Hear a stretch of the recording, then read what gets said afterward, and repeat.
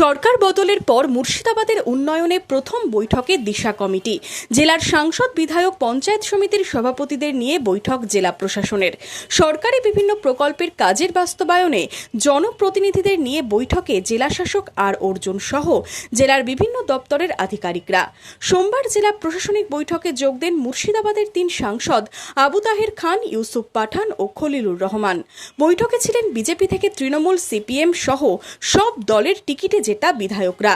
এদিনের বৈঠক থেকে মুর্শিদাবাদ জেলার সার্বিক উন্নয়নে সরকারি বিভিন্ন প্রকল্পের কাজ কি পর্যায়ে রয়েছে, আগামী দিনে কোন কোন প্রকল্পে জোর দেওয়া হবে তা নিয়ে আলোচনা করা হয়। বিধায়ক, সাংসদরা তাদের এলাকায় কি কি উন্নয়নের কাজ করা যায় তা নিয়ে প্রস্তাব দেন। বহরমপুরের বিধায়ক তুলে ধরেন শহরের নিকাশি ব্যবস্থার হাল হকিকত। কি দাবি বহরমপুরের বিধায়কের? দিশা কমিটির মিটিং হবে, যেহেতু ভারতীয় জনতা পার্টির সরকার এসছে। দীনদয়াল উপাধ্যায় নামাঙ্কিত যেসব প্রজেক্ট, সেসব প্রজেক্টের বিষয়েই আজকে বিশেষ করে আলোচনা হলো এবং সমস্ত ডিপার্টমেন্টের আধিকারিকরা ছিলেন। আমার ইরিগেশনকে নিয়ে, আমার বহরমপুর শহরের 5টা নালা যেটা ইরিগেশন দপ্তরের আন্ডারে আছে তা অপরিষ্কার এবং এমন এনক্রোচমেন্ট হয়ে যাওয়ার জন্য পরিষ্কার হয় না, যার জন্য বহরমপুর শহরের জল বেরাতে পারে না।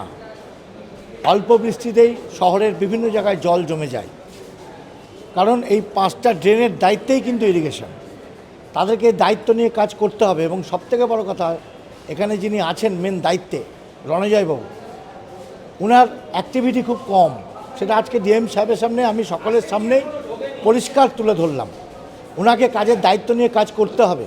যে বৃষ্টি আরম্ভ হয়েছে, বর্ষাকাল আরম্ভ হয়ে গেছে, তো সুতরাং ইমিডিয়েট এই কাজটা না করলে বেলডাঙ্গা, হরিয়ারপাড়া এবং বিশেষ করে বহরমপুর ভীষণ অসুবিধার মধ্যে দিয়ে যাবে। জেলা শাসকের তত্ত্বাবধানে বৈঠকে বর্ষা ও বন্যাকে কিভাবে মোকাবিলা করা যায় তা নিয়ে আলোচনা হয়েছে বলে দাবি মুর্শিদাবাদের সাংসদের। দীর্ঘদিন পরে দিশার মিটিং আজকে অনুষ্ঠিত হয়েছে। ডিএম সাহেব আহ্বায়ক ছিলেন, খুব ভালো মিটিং হয়েছে, সকলে আলোচনা করেছে। এমএলএরা বেশিরভাগই ছিলেন, পঞ্চায়েত সমিতির সভাপতিরাও ছিলেন এবং ডিপার্টমেন্টের লাইন ডিপার্টমেন্টে অধিকাংশ ছিলেন, অনেকে ছিলেন না, তাদেরকে এসেছে পরে। তো বিস্তারিত আলোচনা খুব ইতিবাচক, কারণ সামনে বর্ষা, মেনলি বর্ষাটা কিভাবে এই বন্যা থেকে আটকানো যায় এটা নিয়ে বিস্তারিত আলোচনা হয়েছে এবং সেটাকে আমরা গুরুত্ব দিতে বলেছি। 2 মাস তো এই কাজ হবে না, বর্ষার আগে অন্যান্য ডেভেলপমেন্টের কাজ হবে না, রাস্তাঘাট এটা ওটা হবে না। তো তার আগে অন্তত পক্ষে মেনলি এই বন্যা কবলিত এলাকা সেগুলো পরিদর্শন, বন্যাটাকে যাতে আটকানো যায় তার ব্যবস্থা করার জন্য বলা হয়েছে। এই বৈঠকের মাধ্যমে কাজের গতি বাড়ার সাথে সাথে গুণগত মান বাড়বে বলেই মনে করেছেন জঙ্গিপুরের সাংসদ। স্বাস্থ্য, পানীয় জল, নিকাশি ব্যবস্থা থেকে নদী ভাঙনের বিষয়ে গুরুত্ব দেওয়া হয়েছে বলে দাবি খলিলুর রহমানের। খুব পজিটিভ দিক আর কি, যে বিষয়গুলো নিয়ে আমাদের বিধায়কগণ, সাংসদগণ উত্থাপন করেছেন আর কি। দেখুন, হেলথের বিষয়ে, পিএইচের বিষয়ে, দ্যাট ইজ ড্রেনেজ আর কি, পানীয় জলের বিষয়ে, ইরিগেশন, ভাঙন, এসব বিষয়ে বেশি হয়েছে। আমরা পরবর্তী যে মিটিংটা হবে আর কি বিষয়, সেটাতে আরও বিস্তারিতভাবে আলোচনা হবে এবং সেদিকে আমরা আশা রাখবো সমস্ত বিধায়কই উপস্থিত থাকবেন। বৈঠকে যোগ দিয়েছিলেন নওদার বিধায়ক হুমায়ুন কবিরও।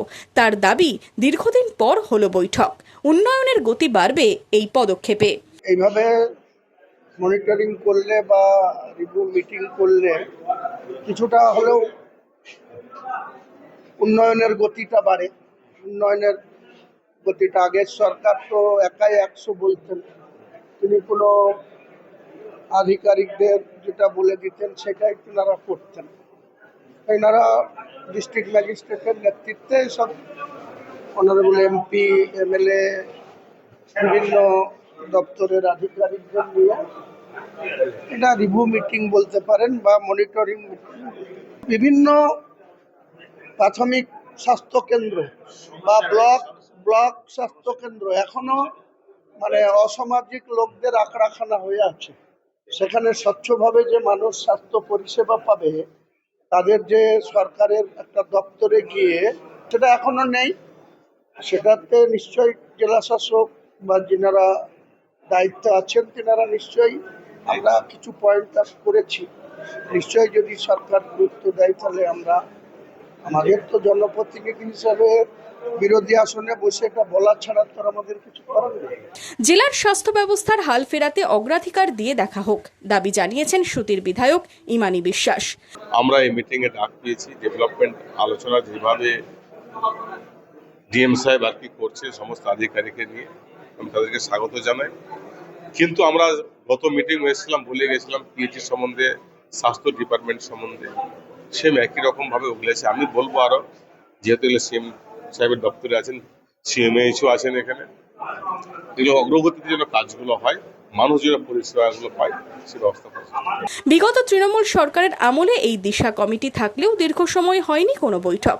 বিজেপি সরকার ক্ষমতায় আসতেই শাসক থেকে বিরোধী সকলকে নিয়ে মুর্শিদাবাদ জেলার উন্নয়নে শুরু হলো দিশা কমিটির বৈঠক। আগামী দিনে জেলার উন্নয়নে দিশা কোন পথে যায় এখন সেটাই দেখার। Bureau report, Madhyabanga news.